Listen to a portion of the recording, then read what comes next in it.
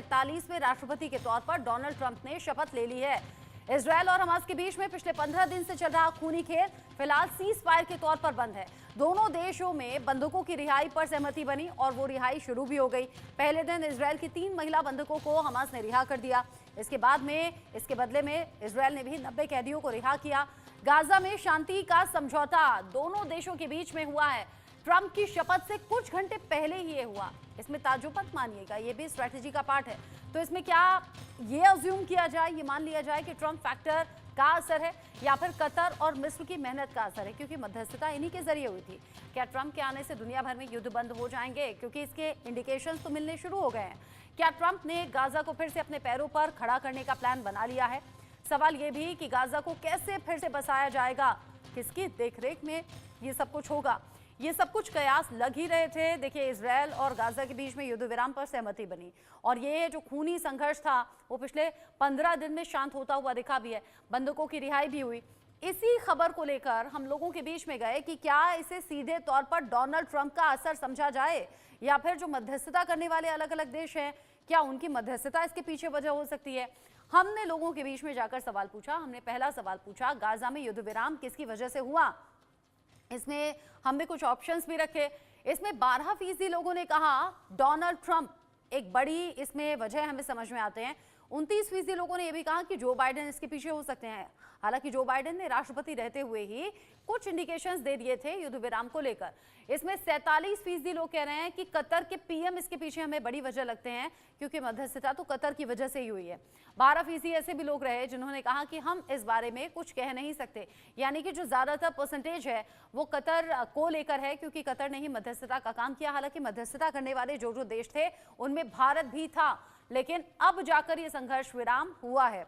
साथ ही साथ दूसरा सवाल जो हमने लोगों में जाकर पूछा, हमारे सर्वे का दूसरा सवाल था, गाजा में युद्ध विराम के बाद क्या वहां के लोगों को उनकी जमीन मिल जाएगी। यहाँ 64% लोग मान रहे हैं कि हाँ, हमें ऐसा लगता है उनकी जमीन वापस मिलेगी। 33% कह रहे हैं कि नहीं, इसके चांसेस कम लगते हैं। 3% लोग ऐसे भी हैं जो ये कहते हुए दिखे कि इस बारे में हम कुछ कह नहीं सकते, यानी 64%। एक बड़ी तादाद है जो लोग कह रहे हैं कि हाँ, युद्ध विराम के बाद वहां के लोगों को उनकी जमीन मिल जाएगी। गाजा में जो लोग छोड़कर चले गए थे उन्हें फिर से यहाँ बसाया जाएगा। लेकिन बसाने का वो पूरा प्लान क्या होगा, वो पूरा ब्लूप्रिंट क्या होगा, क्या इसको लेकर डोनाल्ड ट्रंप ने पहले से प्लानिंग कर ली है? क्योंकि यहाँ शपथ ली, कुछ घंटों बाद ही फैसलों को इंप्लीमेंट करना शुरू कर दिया और अलग अलग तरीके से खबरें निकलकर सामने आती रहीं। शपथ लेने के बाद से ही और शपथ लेने के दौरान की भी तस्वीरें दुनिया भर में चर्चा का विषय बनी रही।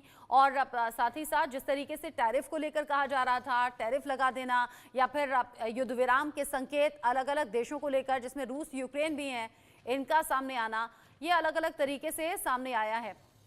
इसको लेकर हम बात करेंगे। मेरे साथ में अलग अलग मेहमान जुड़ गए हैं। निपुण आलम बयान जी, सबसे पहले मैं आपका स्वागत करना चाहूंगी। विदेश मामलों के जानकार भी हैं आप और इस पूरी खबर पर आप बताएंगे। साथ ही साथ मेजर रिटायर्ड ध्रुव कटोच जी भी हमारे साथ में जुड़े हुए हैं, क्योंकि डिफेंस एक्सपर्ट के तौर पर भी इस पूरी खबर को और घटना को देखना चाहिए, तो उनसे भी हम बात करेंगे। इसके अलावा कुछ और मेहमान मेरे साथ में जुड़े हैं, उन्हें भी मैं डिबेट में लाना चाहूंगी और उनसे भी ये समझना चाहूंगी कि आखिर डोनाल्ड ट्रंप का शपथ लेना क्या असर डाल रहा है। मेरे साथ में और पीयूष पंत जी भी हैं जो कि सीनियर जर्नलिस्ट हैं, उनसे भी हम बात करेंगे। सबसे पहले आप सभी का स्वागत मैं करूंगी। निपुण जी, मुझे ये जरूर बताइएगा, डोनाल्ड ट्रंप का जीतने के बाद से ही असर दुनिया के अलग अलग देशों में दिख रहा था, लेकिन वो असर ज्यादा दिखने लगा है अब शपथ ग्रहण के बाद से। जी बिल्कुल, देखिए जो डोनाल्ड ट्रंप का देखिए कि हम पहले से मान रहे थे कि काफी ज्यादा जो वो पावर अपने चुनाव रैलियों में कह रहे थे, इसके अलावा हम देखें चुनाव जीतने के बाद वो कह रहे थे, तो हमें बहुत सारे इम्पैक्ट चाहे मिडिल ईस्ट में आपको देखने को मिला, उनकी धमकी का कितना असर हुआ कि भाई मैं अगर हमस ने बंदियों को नहीं छोड़ा, तो उसके बाद हम देखते हैं कि ये डील हमारे सामने आती है, जिस डील को हम देखते हैं कि रिहाई होगी तो 3 चरणों में पूरी होगी, कंप्लीट होगी। हालांकि अभी इस पूरी डील के ऊपर बहुत सारे क्वेश्चंस भी हो रहे हैं कि बेंजामिन नेतन्याहू के अगेंस्ट इजराइल के अंदर प्रोटेस्ट हो रहे हैं।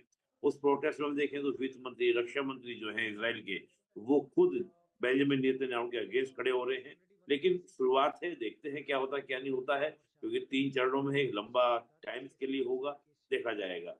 फिर हम देखते हैं कनाडा के अंदर भी आप देखें जिस प्रकार से परिवर्तन आया, वो आप देख सकते हैं रशिया यूक्रेन को लेकर आप देखते हैं कि पुतिन साहब ने जैसे ही डोनाल्ड ट्रंप शपथ लेते हैं तो पुतिन साहब का ट्वीट आता है, कहते हैं कि हाँ अब हम जो है यूक्रेन में जो वॉर है, जो रशिया यूक्रेन वॉर का, उसकी स्थायी शांति की ओर हम लोग बढ़ेंगे। तो मैं देख रहा हूँ कि ग्लोबली काफी सारे चेंजेस, हालांकि ये है कि धमकियां भी इसमें देखने को मिलती है, चाहे वो पनामा को लेकर हो, ब्रिक्स को लेकर हो, वो भी हमको देखने को मिल जाएगी। और मैं देख रहा हूँ कि करीब आप सोचिए 100 से ज्यादा एग्जीक्यूटिव ऑर्डर वो एक साथ क्या करते हैं, पास करते हैं। हाँ। जिसमें हम इंटरनल भी देखते हैं, एक्सटर्नल भी देखते हैं। बहुत सारी चीजें थी जो वाकई में पूरी दुनिया को प्रभावित करेंगी, चाहे इनलीगल माइग्रेशन का इश्यू हो, पेरिस एग्रीमेंट, पेरिस ट्रीटी की हम बात करें, अपने यहाँ पर खुद जो बिजली या जो भी आपका एनर्जी के लिए जितने उनके रिसोर्सेज है उनको दोबारा से यूज करने की हम बात करें, WHO से बना उनको बाहर करने की बात करें, तो ऐसे बहुत सारे चेंजेस कई ऐसी ऐतिहासिक बातें हैं जिनका जिक्र हो रहा था और अब उन्हें फैसले के तौर पर सामने लाया भी जा रहा है। और ये जो भावुक कर देने वाली तस्वीरें हैं जिसमें 471 दिन बाद बंधुकों को रिहा किया गया, वो अपने घर लौटे, गले मिले, और ये पूरी दुनिया ने इन तस्वीरों को देखा है। और मैं माफी चाहूंगी ध्रुव कटोच जी, मैंने आपको मेजर कहा था, मेजर जनरल रिटायर्ड हैं आप ध्रुव कटोच जी। जिस तरीके से डोनाल्ड ट्रंप अब राष्ट्रपति पद की शपथ ले चुके हैं और जो अलग अलग देशों के बीच में युद्ध की स्थिति अभी दिख रही है, जो तनाव दिख रहा है, क्या आप ये समझें कि एक एक करके वो तनाव दूर होने वाला है जिसकी शुरुआत शपथ से कुछ घंटे पहले हो गई थी, वो इजरायल और गाजा में युद्ध विराम के तौर पर थी, और उधर पुतिन भी कह रहे हैं कि हम संघर्ष विराम पर बात कर सकते हैं, रूस यूक्रेन का युद्ध भी रुकेगा क्या? धन्यवाद रचना जी। देखिए, मुझे तो कोई शक नहीं है कि ये जो दो बड़े लंबे अरसे से ये युद्ध जो चल रहे थे, एक रूस और यूक्रेन के बीच में और दूसरा इजरायल और हमास के साथ, ये दोनों समाप्त हो जाएंगे। सीज फायर इस समय पर इजरायल और हमास के साथ हो चुका है। ये बड़ा टेन्यूअस सा सीज फायर है। अभी तक आगे कह नहीं सकते कि क्या होने वाला है, लेकिन मुझे लगता है ये होल्ड हो जाएगा, क्योंकि इस समय पर दबाव डाला है प्रेसिडेंट ट्रंप ने दोनों इजरायल के ऊपर और हमास के ऊपर भी। तो कई लोग बोलते हैं कि किसने ये सीज फायर कराया वगैरह वगैरह। बात ये थी, किसी ने भी कराया हो, अगर ट्रंप प्रेसिडेंट नहीं बनता तो शायद ये सीज फायर इस प्रकार का नहीं होता। तो एक कैटलिस्ट के तौर पे प्रेसिडेंट ट्रंप ने जब अपना अनाउंसमेंट किया था कि या तो आप सीज फायर पे आओ, या और ये जो बंधक आपने बनाया है इनको वापस कर दीजिए, नहीं तो जो नतीजा होगा वो बहुत बुरा होगा आपके लिए। ये धमकी मुझे लगता है हमास के ऊपर, उनको पता लग गया है कि आगे क्या होने वाला है, वो मान गए। और एक तरफ से इजरायल के ऊपर भी दबाव पड़ा है और इजरायल भी मान गई है। कई, जहां तक इजरायल की बात है, इजरायल के बीच में कई जैसे पिछले स्पीकर ने बताया, उनके रक्षा मंत्री ने भी स्टेटमेंट दिया है, लेकिन मुझे लगता है कि ये सब लाइन पे आ जाएंगे। दबाव इतना पड़ेगा सभी के ऊपर अमेरिका की तरफ से, वो लाइन पे आ जाएंगे। और अगले 6 हफ्ते तक ये जो फर्स्ट फेज है प्रिजनर रिलीज की, मुझे लगता है ये पूरा हो जाएगा। इस समय पर जो गाजा के लोग हैं जो अलग अलग जगह पर रह रहे थे, क्योंकि सीज फायर लागू नहीं था, अभी उन्होंने भी धीरे धीरे वापस आना शुरू कर दिया है। मुझे लगता है उनके अंदर भी कुछ उम्मीद है कि अब ये सीज फायर जो है ये होल्ड होगा। लेकिन ज्यादा जरूरी बात है हमास के साथ किस प्रकार से डील किया जाए, क्योंकि हमास को ये किसी भी हालत पे उनको उठना नहीं देना चाहिए। ये एक टेररिस्ट ऑर्गेनाइजेशन है और इसको टेररिस्ट ऑर्गेनाइजेशन की तरह ही डील करना चाहिए। लेकिन आगे वाले दिनों में पता लग जाएगा कि हमास में सरकार जो बनती है, वो गाजा में जो सरकार बनती है वो हमास की होगी या किसी और की होगी, वो आगे वाले दिनों में देखना पड़ेगा। लेकिन जहां तक नहीं, मैं सिर्फ रूस और यूक्रेन की एक दो शब्द कहना चाहता हूं। देखिए, जहां तक रूस और यूक्रेन की बात है, यहाँ पर एक सीज फायर आने वाला है, बहुत जल्दी आ जाएगा। लेकिन अल्टीमेटली जो अग्रीमेंट बनेगा वो एज इज वेर इज है, कि जो जमीन रूस ने ली है, मुझे नहीं लगता है वो किसी भी हालत में वो जमीन वापस देगा। तो एक तरफ से वो नया स्टेटस को बन गया है, नक्शे नई तरह से ड्रॉ हो गए हैं, और यहां पर मुझे लगता है रूस एक्सेप्ट कर लेगा और यूक्रेन को मजबूरन होके एक्सेप्ट करना पड़ेगा। उसके पास पैसा नहीं है लड़ने के लिए, यूरोपियन यूनियन के पास भी नहीं है, और अमेरिका, मुझे नहीं लगता है वो इस लड़ाई के लिए फाइनेंशियल सपोर्ट अभी देने वाला है। तो ये है मेरे विचार। हाँ जी। जिस तरीके से, बिल्कुल ठीक कहा आपने, और डोनाल्ड ट्रंप की तरफ से साफ भी कर दिया गया पीयूष जी, जब ये बताया गया शपथ ग्रहण के बाद कि क्या क्या प्रायोरिटी रहेगा, तो ये भी बता दिया कि जो अलग अलग देशों में जंग के हालात है ना, वहां अमेरिकी सेना नहीं जाने वाली है। अमेरिका अब अपनी रक्षाओं की, अपनी सीमाओं की रक्षा करने वाली है। अब रूस यूक्रेन, जिसमें यूक्रेन का एक बड़ा सपोर्टर अमेरिका भी रहा और ये युद्ध अब तक खिंचा हुआ चला आया, क्या ये समझें कि इजरायल और गाजा के बाद में अब रूस यूक्रेन में भी युद्ध रुकने वाला है? और फिर उसके बाद मेरा अगला सवाल ये होगा, गाजा में जो तबाही हुई वो किसी से छिपी नहीं, यूक्रेन में जो तबाही हुई वो किसी से छिपी नहीं, दोबारा बस पाएंगे, और अगर हाँ तो कैसे? देखिए रचना जी, ये उम्मीद हमें रखनी चाहिए, क्योंकि जिस तरह से ये सीज फायर हुआ है इसराइल और हमास के बीच में, और इसमें बहुत से लोगों की भूमिका है, किसी एक की नहीं है। ट्रंप की धमकियां हो सकता है आखिरी एक उसमें काम किया हो उसने, लेकिन इसके पहले ही जो है बाइडन ने भी काम शुरू कर दिया था। और वहाँ दूसरा, क्योंकि देखिए न तो इसराइल मानने को तैयार था, तो हमास तो मानने को तैयार था। ये सारे जो है कि जो है एक दक्षिण पंथ, जो आप देखिए पूरा जो जिस तरह से हम देख रहे हैं विश्व में है, और चरमवादी हैं ये सारे लोग, और ये अपने अपने जिद के तहत चलते हैं और अपना विस्तारवादी होता है। एक देखिए जो राष्ट्रवाद की बात ये लोग करते हैं, उसमें एक विस्तारवाद एक बहुत अहम तत्व होता है, जिसके तहत जो है दूसरे देशों की ज़मीनों को पे कब्जा करना ये होता है। और यही इसराइल ने किया फिलिस्तीन लोगों की ज़मीन पे को कब्जा करने के लिए, और इसी तरह से जो है रूस ने किया जो है यूक्रेन की ज़मीन को पे कब्जा करने के लिए। तो ये सारा वहाँ से पैदा हुआ है। अब लेकिन चूंकि इतनी ज़्यादा कैजुअलिटीज हुई, इतनी बर्बादी हुई है, और उसमें जो भी, चाहे वो यूक्रेन हो और रूस हो, और चाहे कि इसराइल और हमास हो, वो ये अब इनको ये रियलाइजेशन हो गया है कि बहुत ज़्यादा ही जो है बर्बादी हो रही है इसमें। और इसीलिए देखिए इसमें इसराइल, जहाँ तक सवाल था, तो इसराइल के लिए चूंकि अमेरिका जो पहले इसराइल को सपोर्ट कर रहा था पूरी तरीके से, लेकिन अमेरिकन इकोनॉमी बुरी तरह से बर्बादी की तरफ जा रही है पूरी तरीके से। और ये जो बाइडन ने ये इस चीज को देख रहे थे, लोकल दबाव था। आपको याद होगा कि किस तरह से वहां पे यूनिवर्सिटीज में लोग जो स्टूडेंट्स थे उन्होंने बहुत ज्यादा प्रोटेस्ट किया इसको लेके, युद्ध को लेके, और तो तमाम उस तरह का एक पब्लिक ओपिनियन अमेरिका में पैदा हुआ। और उसके बाद जब और उधर जो है कि चूंकि अब हमास सुनने को तैयार नहीं था, तो निश्चित रूप से कोई भी इस्लामिक कंट्री ही कोई डायलॉग कर सकती थी, उनको सीज फायर के टेबल पे ला सकती थी। तो वहां पे जो है कि इजिप्ट ने और कतार ने ये काम किया, और उन्होंने काफ़ी कुछ जो बातचीत करी वहाँ पे, और नेगोशिएशन को एक बहुत मतलब कहा जा सकता है कि एक करीब करीब निकट पे लाने के लिए उनकी एक अहम भूमिका है, जिसे नकारा नहीं जा सकता है। तो उन्होंने हमास को तैयार किया, और इधर जो है कि जो बाइडन भी काम कर रहे थे, दूसरा जो दूसरी कंट्रीज, अफ्रीका हो, चाहे अफ्रीका ने भी काफी कंडेम किया, यूरोप भी काफी कंडेम करता रहा इसराइल को। तो इसराइल की थूथू हो रही थी उसमें। नेतन्याहू जो है वो जिद्दी आदमी थे, वो पूरी तरीके से। तो ये सारे प्रेशर जो बन रहे थे, उसमें आखिरी कील जो है वो कह सकते हैं कि ट्रंप ने गाड़ी, और उन्होंने जो है दिसंबर के शुरू में ही एक धमकी दे दी थी कि अगर आप नहीं माने तो इसके नतीजे, और उन्होंने जो है कि हमास को भी चेतावनी दी थी कि होंगे। उसके बाद उन्होंने दिसंबर के लास्ट में भी कहा, और उसके बाद जनवरी के शुरू में भी उन्होंने, जब वो जीत गए तो उसके बाद उन्होंने इस तरह की बातें कही। तो निश्चित रूप से हमने देखा कि चूंकि पुतिन भी उनके अच्छे दोस्त हैं, और उन्होंने वहां पे भी जो है कि ये कोशिश करी और एक बातचीत करी, और जिसका परिणाम हुआ कि वहां पे भी हम रूस और यूक्रेन का भी जो है, मुझे लगता है कहीं ना कहीं जो है कि स्थितियां उस तरह की नहीं है, लेकिन बहुत बर्बादी झेली है दोनों ही कंट्रीज ने, चाहे हमास हो, इसराइल हो, या उधर यूक्रेन हो, रूस हो। देखिए सबसे बड़ी बात हम दोनों तरफ देख सकते हैं कि इसराइल समझता था कि वो एक तरफा युद्ध कर लेगा और जीत जाएगा, और ये पुतिन भी समझते थे कि 10-12 दिन में वो निपटा देंगे। लेकिन ऐसा नहीं हुआ। इधर हमास ने बहुत टक्कर दी, बहुत बर्बादी हुई, इसराइल में भी बर्बादी हुई जो इसराइल सोच नहीं सकता था। और उधर जो है आपके यूक्रेन ने तो मतलब दांत खट्टे कर दिए रूस के। तो ये तमाम चीजें थी जिसके चलते हुए, और एक जो दुनिया भर में एक ओपिनियन जो बन रहा था इसके खिलाफ बन रहा था, और अमेरिका का काम हो गया था, उसने अपने हथियार सप्लाई कर दिए थे वहां पे जो उसको करना था पूरा। कई अब चीजें वो- ऐसी रही जो अनएक्सपेक्टेडली सामने आई और अब ऐसा लग रहा है कि एक एक करके शायद जो उलझी हुई चीजें थी वो अब सुलझने की तरफ आगे बढ़ेंगी। आप रहिए मेरे साथ में, आप तीनों ही रहिए। कुछ और सवाल हैं जो लोगों से हमने पूछे हैं और उन सवालों के जवाब भी हम दर्शकों तक पहुंचाएंगे।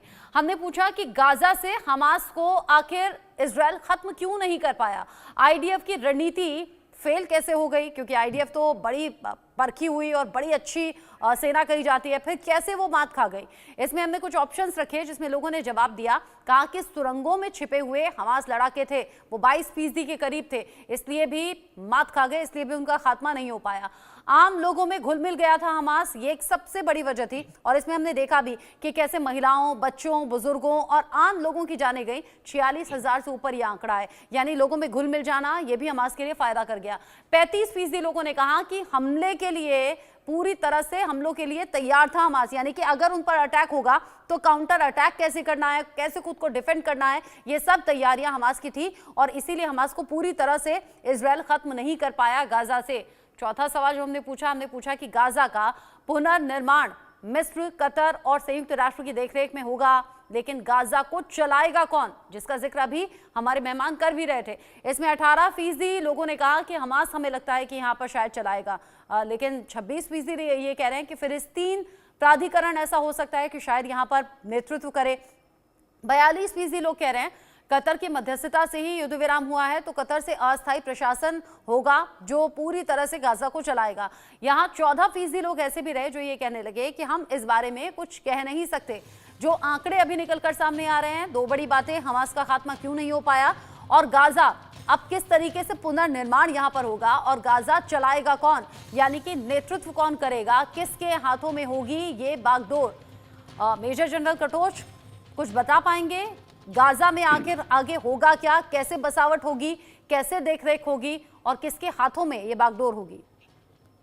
अच्छा, सबसे पहले मैं ये कहना चाहता हूं कि इजराइल पूरी तौर से हमास को क्यों नहीं खत्म कर सकी।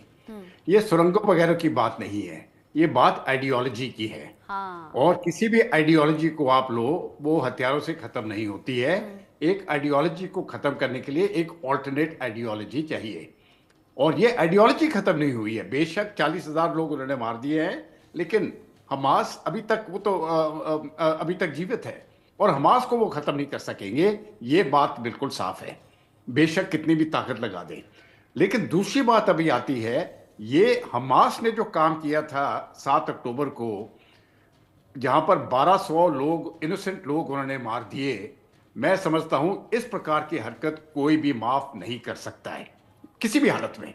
और अगर इसका पैरेलल ड्रॉ करे पॉपुलेशन के रेशो के हिसाब से, अब ये सोचो, अगर भारत के विरुद्ध कोई इस प्रकार की कार्रवाई करता है और भारत का पॉपुलेशन जो है वो इजराइल से 140 गुना है, तो फर्ज करो हमारे 1000 को 140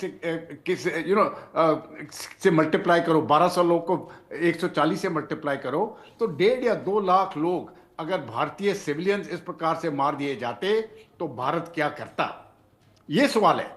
अगर आपने सही रेशो लेना है तो मुझे लगता है इजराइल को कोई और तरीका नहीं था, उन्होंने हमास के पीछे जाना ही था और वो सही तरीके से उनके पीछे गए। और हमास ने क्या किया, वो अपने सिविलियंस आगे रखते थे, पीछे उनसे छुपते थे, इसलिए मुझे लगता है सिविलियंस की ज़्यादा कैजुअल्टी हुई है। लेकिन हमास ने भी बहुत चोट खाई है और उसको ऊपर उठना बहुत मुश्किल है। अभी इस समय पर 2 ही ऑप्शंस हैं आगे वाले रास्तों के लिए। एक, या तो फिर हमास हमास फिर से उठकर आ जाएगी और वही शासन चलाएगी, या गाजा के लोगों को अभी सोचना पड़ेगा, क्या आपको इसी प्रकार की शासन चाहिए जैसे हमास ने चलाई थी, या एक दूसरी शासन जो पैलेस्टीन के लोग खुद एक तरीके से अपने लोगों को चुन के आगे बढ़ेंगे। ये उनके ऊपर चॉइस है। अभी कहना क्या होने वाला है ये बहुत मुश्किल है, लेकिन इसके अलावा को थर्ड पार्टी बाहर से मुझे नहीं लगता आने वाली है। ये इंटरनल मामला है जो गाजा के बीच में इनको डिसाइड करना पड़ेगा आगे क्या करना है। रचना जी, जिस तरीके से अभी तक की पूरे सिनेरियो को हम ध्यान में रखे हैं, इधर डोनाल्ड ट्रंप का शपथ लेना, फिर अलग अलग रिएक्शन सामने आना, निपुर जी ये तो बिल्कुल ठीक बात है कि हमास एक विचारधारा है जिसे खत्म नहीं किया जा सकता और इसीलिए ये संघर्ष इतना लंबा चला और शायद इस बात को बेंजामिन नेतन्याहू भी समझ गए युद्ध विराम पर इसीलिए राजी हुए या इसके पीछे डोनाल्ड ट्रंप एक रीजन है? देखिए, अभी जैसे मेरे पूर्ववर्ती बोल रहे थे, बिल्कुल सही बात वो बोल रहे थे, लेकिन देखिए 2-3 बातें हैं। इज आइडियोलॉजिकल वॉरफेयर, इसमें कोई दो राय नहीं है। हम जैसे अलकायदा की बात करें, तालिबान की बात करें, तमाम तरह की जिस प्रकार की वॉर रही, हुआ ये कि इस तरह के संगठनों ने नाम चेंज किया। जैसे अलकायदा से ISIS निकला। अबू बकर बगदादी जो था वो अलकायदा का इराक के अंदर चीफ था, उसने बाद में आपका ISIS बनाया। हमस की बात है कि हमस को काफी ज्यादा नुकसान हुआ है, और हमस का जो वॉर टैक्टिक थी उसको हम लोग बोलते हैं गुरिल्ला वॉरफेयर की तरह, और वो ह्यूमन शील्ड को लेकर चला। ये वही टैक्टिक थी जो लिट्टे अपनाते थे श्रीलंका के अंदर, यानी कि ह्यूमन शील्ड्स को आगे करना है, उसके बीच में आपको छिपजाना है। जैसे भारत में आप नक्सलिज्म को देखेंगे, उनका भी वॉरफेयर का यही तरीका था कि इतने मिलजुल कर रहते थे कि आप उसको आइडेंटिफाई नहीं कर सकते कि कौन नक्सली है और कौन आम पब्लिक है। यही बात आपका गाजा के अंदर चलाई गई। लेकिन हमस को अब दोबारा से अपने आपको एस्टेब्लिश करने में लंबा समय लगेगा, इतना आसान नहीं होगा। और पूरी बात क्या थी कि गाजा के अंदर जो हमस काम कर रहा था उसको एक्सटर्नल सपोर्ट था, चाहे वो ईरान का हो और ईरान के बैक में चीन का हो। ये एक वॉरफेयर एक तो रीजनल पार्टीज का भी था, और साथ में ग्लोबल जो स्टेक होल्डर्स थे उनका भी इसमें क्या था रोल था। और रही बात ये कि आगे फ्यूचर में क्या होने वाला था कि PLO के जो चीफ हैं उनका ये स्टेटमेंट आया वेस्ट बैंक से कि हम इस समझौते से सेटिस्फाइड नहीं, हम खुश नहीं हैं। हम चाहते थे कि कहीं ना कहीं समझौते में हमारी भूमिका होती और हमको गाजा में कहीं ना कहीं एक नंबर दिया जाता या स्थान दिया जाता, ताकि हम अपने आप को वहां पर गाजा के लोगों को अपने से क्या कर लिंक कर सकें। वो बात नहीं हो पाई। और देखिए, बाहर का कोई भी मुल्क आएगा तो उसको एक्सेप्ट करने में किसी भी देश को दिक्कत होगी। ईरान भी नहीं चाहेगा कि कतर आकर या मिस्र आकर, इजिप्ट आकर वो यहाँ पर क्या करे, कंट्रोल करे, यहाँ पर वो अपनी गवर्नमेंट को चलाने का प्रयास करे। गवर्नमेंट यहाँ पर भी जो रहेगी या तो वो हमस की रहेगी या थोड़ा बहुत आपका जो PLO है उसकी वहां पर आपको पॉसिबिलिटीज मिल सकती है, थोड़ा वो समर्थन मिल सकता है। डिपेंड इस बात पर करेगा कि PLO को अंतर्राष्ट्रीय समुदाय कितना समर्थन देता है और वो कितना स्ट्रॉन्गली काम करता है। पीयूष जी, आपका एंड कमेंट।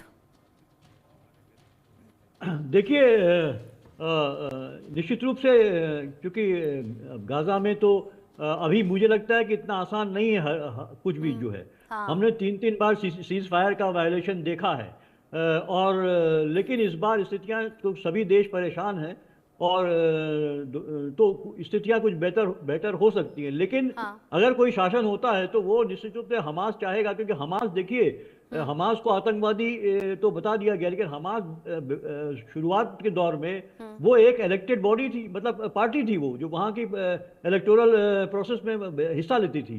बाद में जब इजराइल लगातार उनकी जमीन छीनने के लिए कब्जा करने लगा और पूरे पैलेस्टीनियंस को जिस तरह से एक बाड़े में डाल दिया गया, पूरा उनके अधिकार छीन लिए गए, उनका रसद तक भी रोक दी गई तमाम, और वो जश्न मनाते रहे वहां पे, तो उनको ये मजबूरी करनी पड़ी और उसको वो रास्ते अपनाने पड़े। हमने देखा अफगानिस्तान में यही हुआ। आज अफगानिस्तान में तो भारत भी जो है वहां अफगानिस्तान के साथ डील करने के लिए तैयार हो गया है। अफगानिस्तान में भी वो एक चरमपंथी है, आतंकवादी उनको कहा गया था। तो लोगों की लड़ाई लड़ते हैं, जब नॉर्मल वे में नहीं सुनवाई होती है तो फिर ये एक्सट्रीम रास्ता अपनाते हैं अपना। तो मुझे लगता है हमास चाहेगा कि वही वहां पे जो भी करे तो सरकार चलाए, लेकिन उसके लिए अभी चूंकि थोड़ा सा बदनामी है, संभव नहीं होगा, तो इसलिए PLO भी उसमें बड़ी भूमिका हो सकती है वहां पे। और सब मुझे लगता है इतना कुछ झेलने के बाद अब वो बीच में चूंकि कतार भी है, मध्यस्थता कर रहा है, मिस्र भी कर रहा है, तो कुछ न कुछ सेंसिबल, क्योंकि अब सब लोग देखिए बहुत हमास में तो सब लोग समझ चुके हैं कि युद्ध का परिणाम क्या होता है, तबाही बर्बादी होती है, तो सेंसिबल तरीके से ही इसका सॉल्यूशन शायद निकाला जाए भविष्य में भी। अभी जिस तरीके से सीज फायर पर बात बनी है, आप तीनों का शुक्रिया, निपुण आलम बयान जी, पीयूष पंत जी और कटोच सर, आप तीनों का शुक्रिया इस डिस्कशन में साथ में रहने के लिए। इसी के साथ आंकड़े हमारे फैसला आपका में अभी के लिए बस इतना ही, छोटा सा ब्रेक ले रहे हैं।